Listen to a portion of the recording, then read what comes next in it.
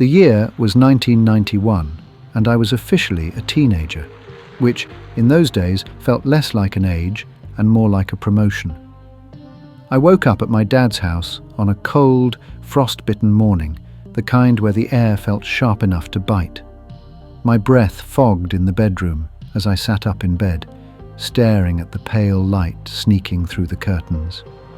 Dad had picked me up late on Boxing Day, just like he always did, and I'd spend the whole week with him, a tradition that never needed explaining. Christmas Day and Boxing Day were already behind us now, fading into that soft, glittery haze of leftovers, wrapping paper, and tired excitement. But today was different. Today wasn't about turkey or telly, or arguments over board games. Today was shop opening day. Back then, and this is something that feels almost unbelievable now, shops stayed shut. Christmas Day, Boxing Day, and 2 more days after. Not because sales needed building anticipation, but because people were meant to be home, with their families, resting. Money could wait. Well-being mattered more.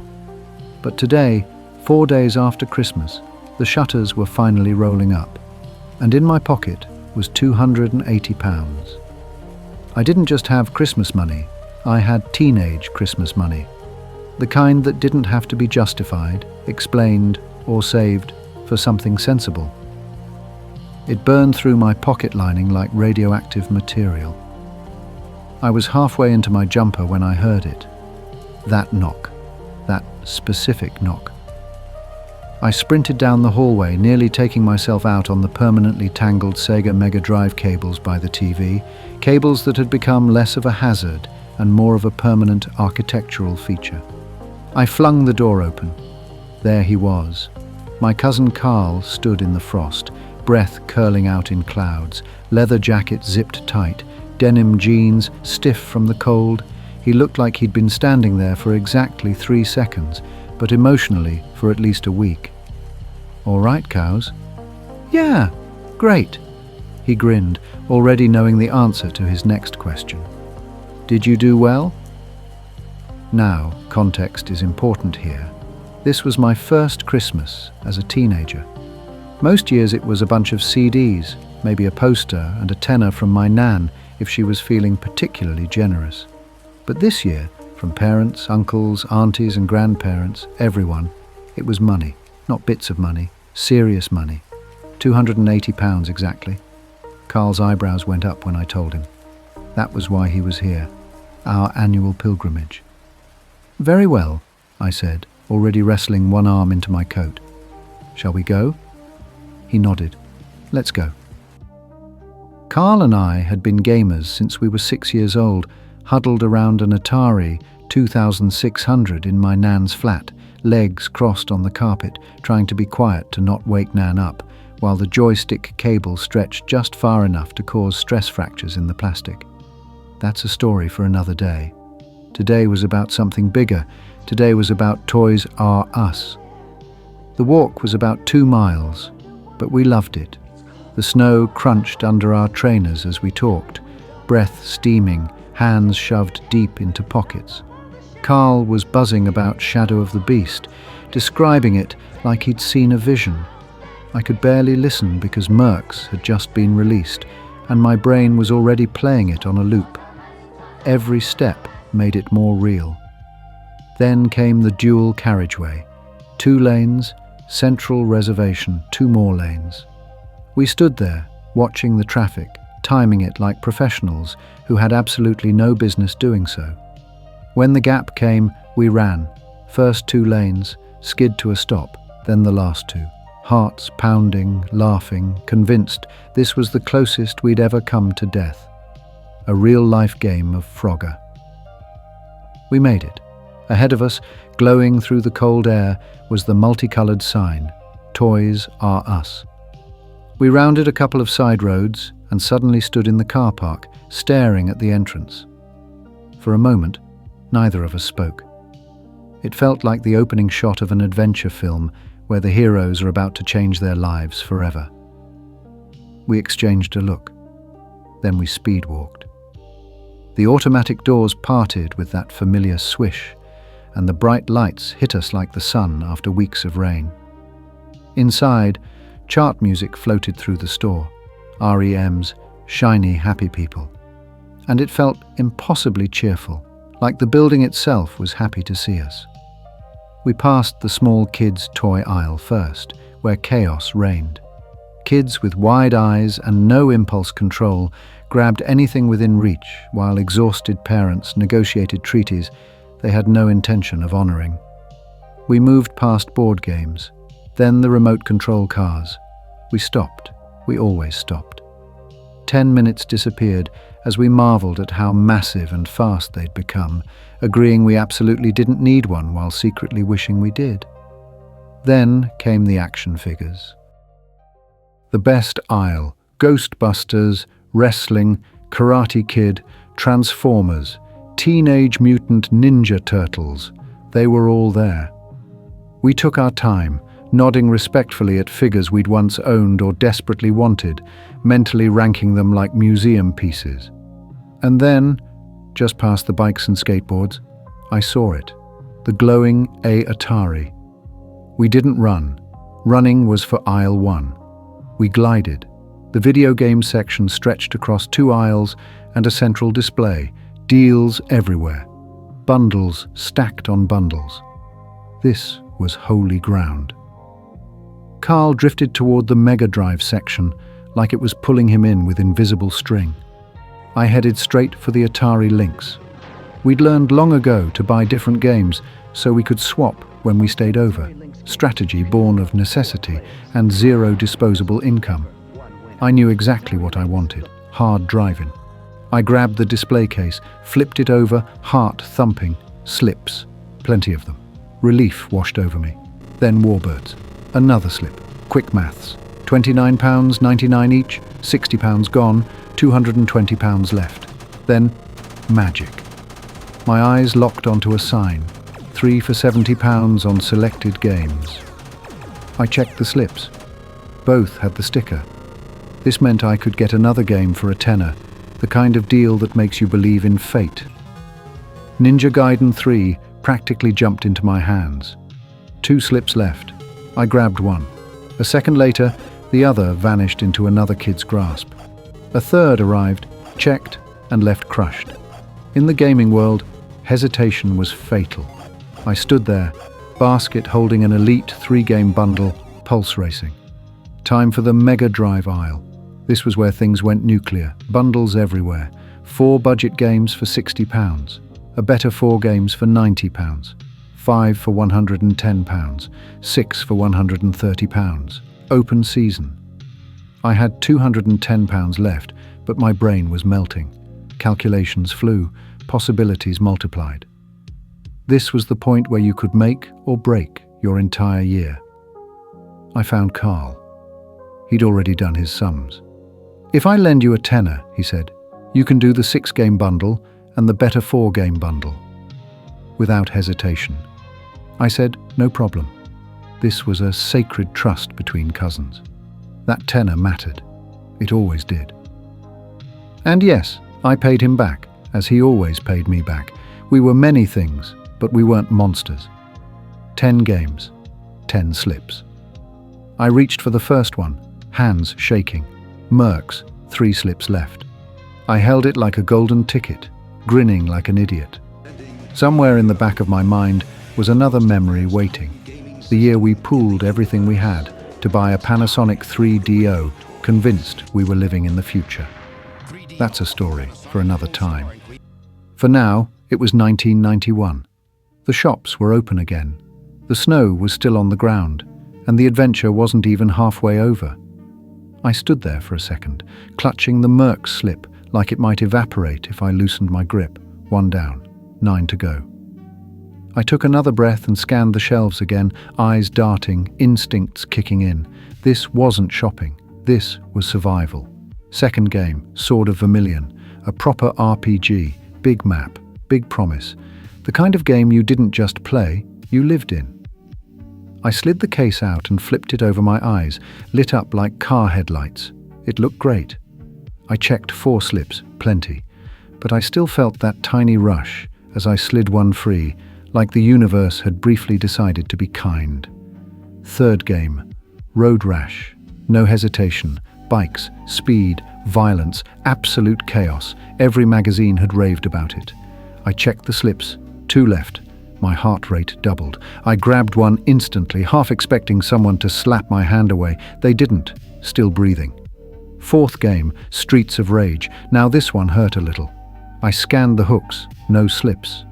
The devastation was about to kick in, but then one slip. Just one. And it wasn't even where it should have been. I spotted it by pure luck. It had fallen behind another sample case, hidden like buried treasure, while dozens of kids walked past it none the wiser. I crouched, reached behind, and pulled it out like I'd just won a prize fight. That one felt personal.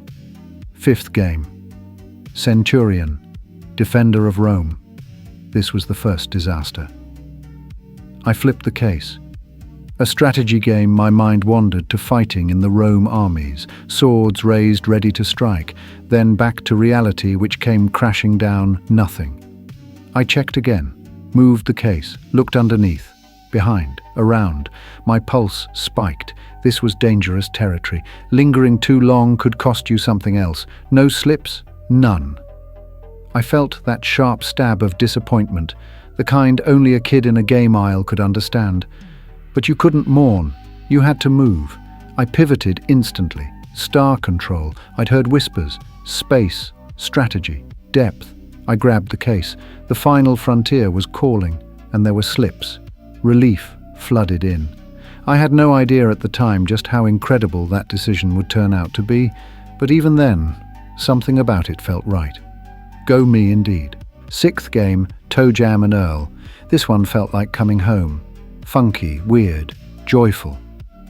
I checked the back. It was like a Saturday morning cartoon, amazing.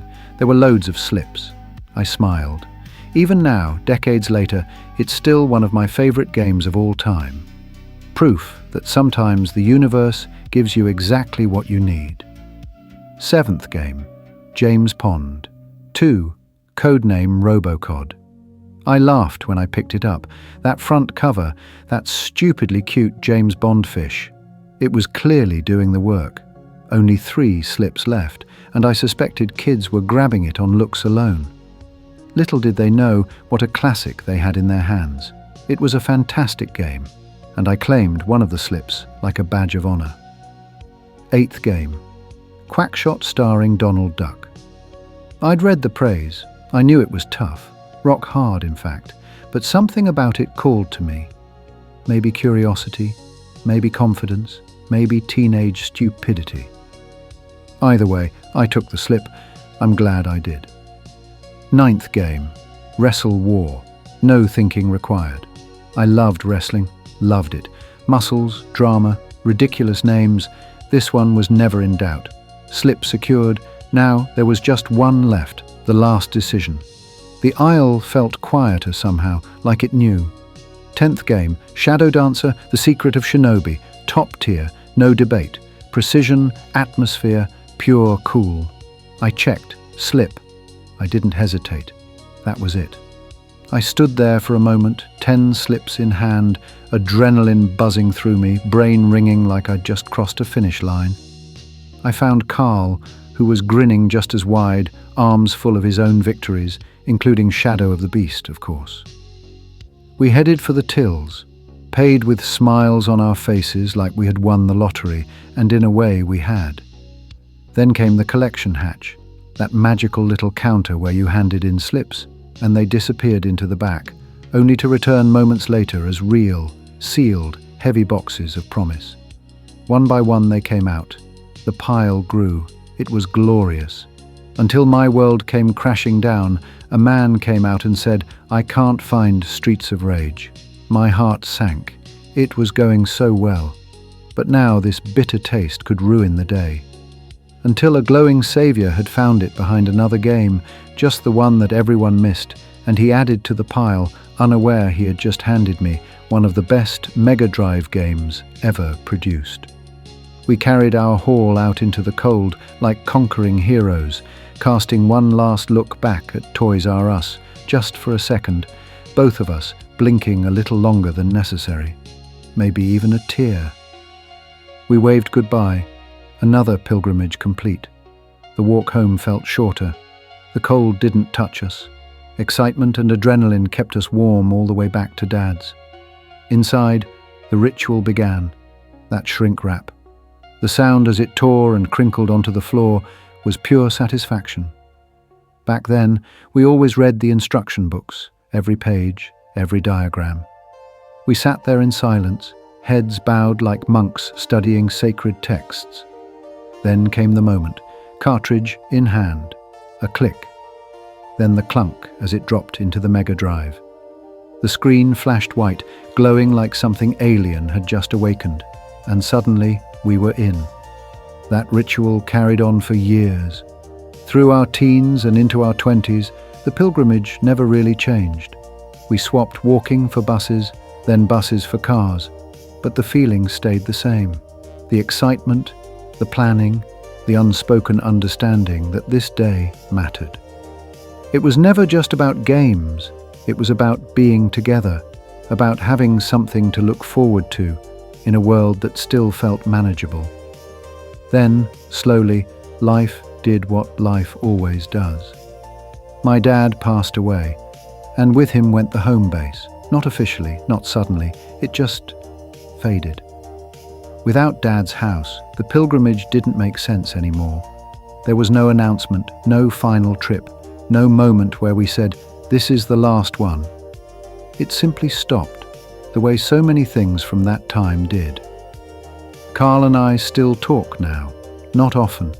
Usually it's a message, a memory, a laugh about something ridiculous from the 80s or 90s. About how those years hit different, how everything felt slower, warmer, less complicated. Back when shops closed for Christmas so people could be home. Back when money mattered less than time. Back when joy came in plastic cases and instruction manuals. We were just kids then, always together, always excited about the next thing, never once thinking about how precious those moments were. We didn't know we were living in a golden age. We just thought that's how life worked.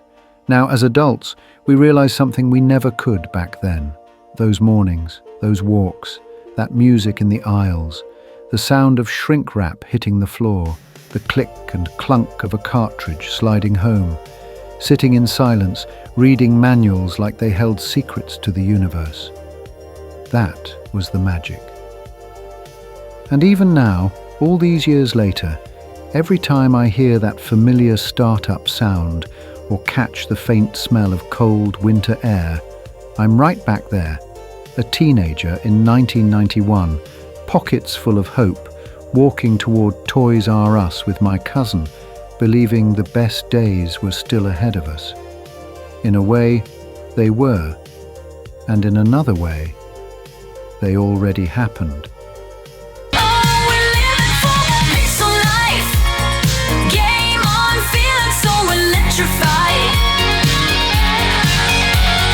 From the arcade to the midnight ride, retro hearts forever at the fight.